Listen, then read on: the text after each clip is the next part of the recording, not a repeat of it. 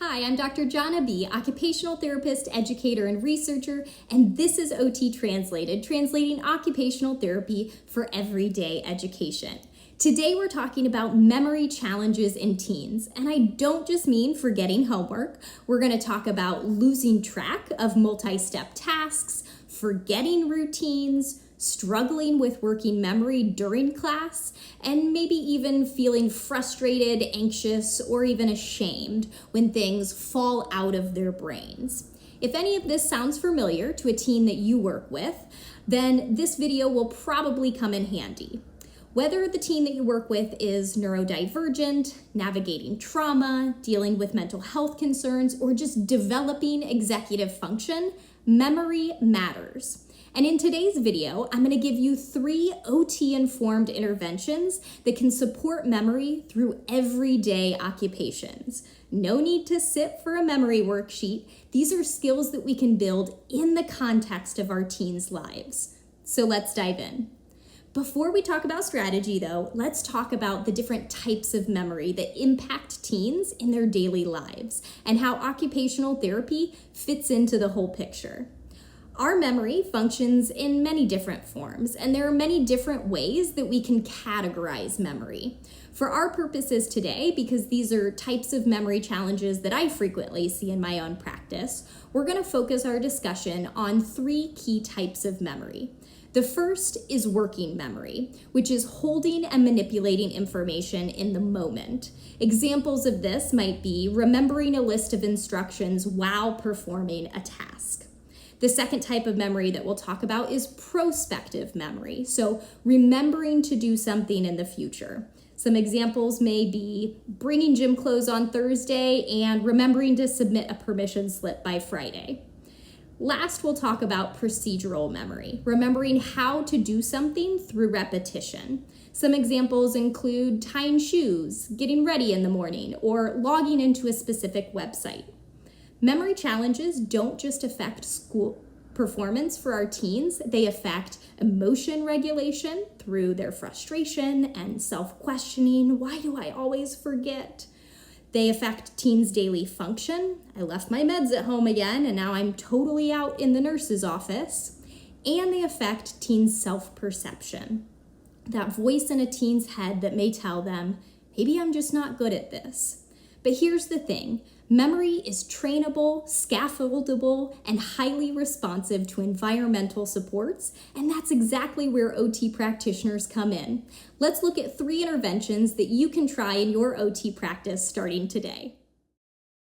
Let's start with prospective memory, remembering to do something in the future. This is the I meant to memory. I meant to bring that notebook. I meant to call that person back. I meant to submit that permission slip on time. Teens often struggle with prospective memory because it requires holding an intention across time and across distraction. Here's an intervention that works really well for the teens that I work with. It's called environmental anchoring with visual cues. So help your teen identify 1 or 2 common forget to do items. Maybe it's bringing a water bottle to practice, or taking meds before school, or even turning in assignments on time. Create a visual cue tied to a daily routine anchor. This could look like a sticky note on the door that says, "Did you grab your water bottle?" It could be a picture-based reminder on a teen's phone lock screen that says, "Take a chill pill," with a picture of their pill bottle.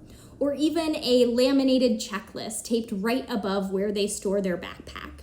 Then practice linking the action to an existing routine. When I grab my lunch off the kitchen counter, I also grab my water bottle because I store them together. Every time I brush my teeth, I take my meds. Why do simple techniques like these work? Because we're offloading the memory task to the environment. We're letting the way that we've created our space do the heavy lifting for us, which supports executive functioning, it builds consistency, and it relieves cognitive load. As occupational therapy practitioners, we understand that real memory support is creating functional systems in context. It's not just about asking our teens to remember things better. Next up, let's talk working memory, which involves holding multiple pieces of information in your mind at once. This is where I'd hear teens say, wait, what was I supposed to do again? Or I got distracted halfway through. Or I did the first 2 steps, but I totally forget the rest. Working memory is often taxed during schoolwork, multi-step self-care routines, job tasks, and even during household responsibilities. Here's a strategy that you can use to help your teen out. Create task templates for these high-frequency activities. Identify a complex task that your teen frequently engages in, whether that's packing a sports bag, cleaning the bathroom, or even getting ready for school. Break it down into 3 to 5 clear steps and turn it into a visual task card or create some type of visual template. Use clip art, keywords, or even real-life photos. Keep it simple, consistent, and easy to glance at. Post that template in the relevant spot, right? Whether that's inside a teen's locker, taped onto their laptop, or in the bathroom cabinet.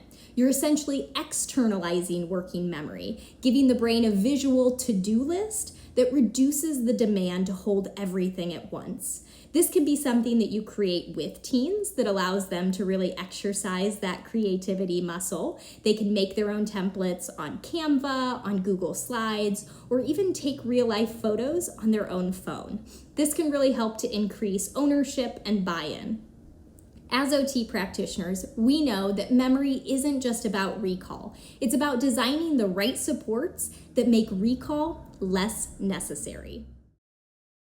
This next strategy is especially powerful for teens who say, nothing sticks, or I read it, but I don't remember it, or I don't know why I just keep forgetting. We know from neuroscience that emotion, sensation, and action are tightly woven into how memories are encoded and how they're retrieved.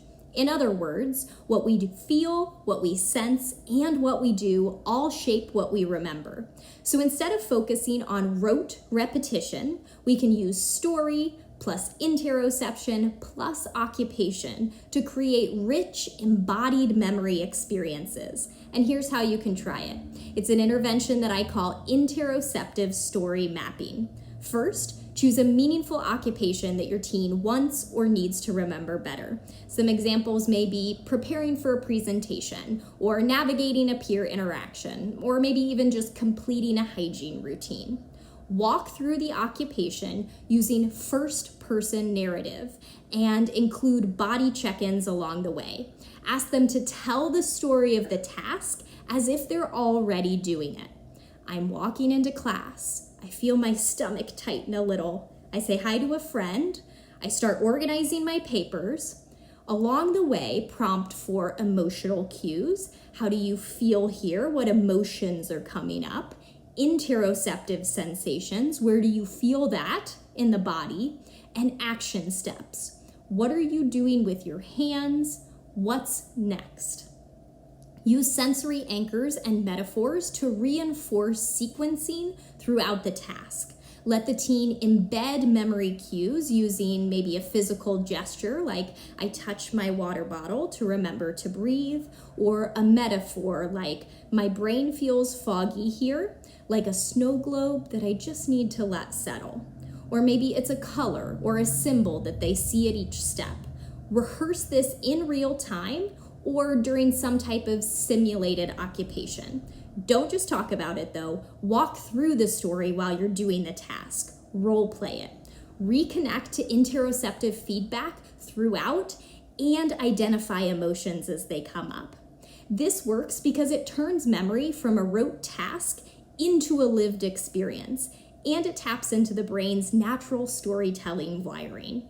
As OT practitioners, we can use narrative techniques to support memory through occupation-based storytelling, visualization, and emotional encoding.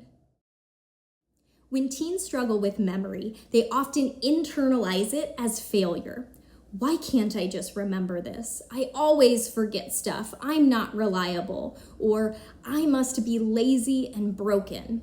But as OT practitioners, we understand that memory is more than recall. It's a dynamic skill that's influenced by stress, executive functioning, environment, and identity.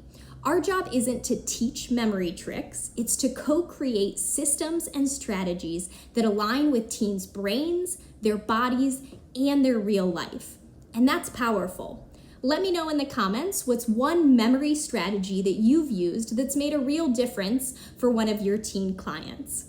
If you found this video helpful, hit like, subscribe, and share it with a caregiver, an educator, or a fellow OT practitioner. And as always, thank you for translating occupational therapy into everyday education with me. I'll see you next time.